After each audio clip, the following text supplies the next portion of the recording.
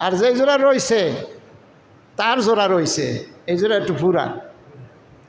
এখন যার নতুন জুতা নিছে হে বাইরে গিয়া খবর পাইছে যে অমুকে বদলাই এনেছে, অমুকে নিছে, পরে খবর পাইছে যে তার জুতা অমুকে নিছে। মনে মনে হে কইতাছে, ও লোক তো বেশি জুইতেন না, ভালোটা নেওয়ার লাগিয়া বদলাইয়া নেওয়ার ভান করছে, মানুষে যাতে দোষ দিতে না পারে একই টাইপের, এই জন্য ভালোটা নেওয়ার লাগিয়া নতুনটা নিছে। অথচ এই লোকের সাথে সে সারাদিন চলে, সপ্তাহ চলে, পাড়া প্রতিবেশী, ভদ্র মানুষ, মিথ্যা বলে না, এরকম অভ্যাস তার নাই। এই কাজ করার পর তার ব্যাপারে যদি খারাপ ধারণা করে, এটা সওয়াব হবে না গুনাহ হবে?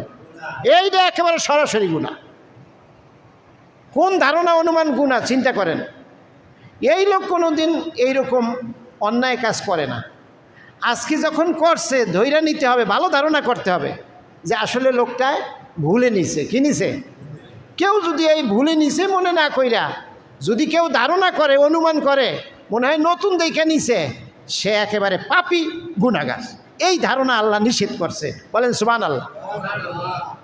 সম্মানিত হাজিরিন, তো ধারণা অনুমানের আমরা অনেকগুলি বিষয় জানতে পারলাম। কোন ধারণা করা যাবে, কোন ধারণা করা যাবে না, কোন ধারণার সীমা কদ্দূর, কোন ধারণা পাপ আর কোন ধারণার সওয়াব।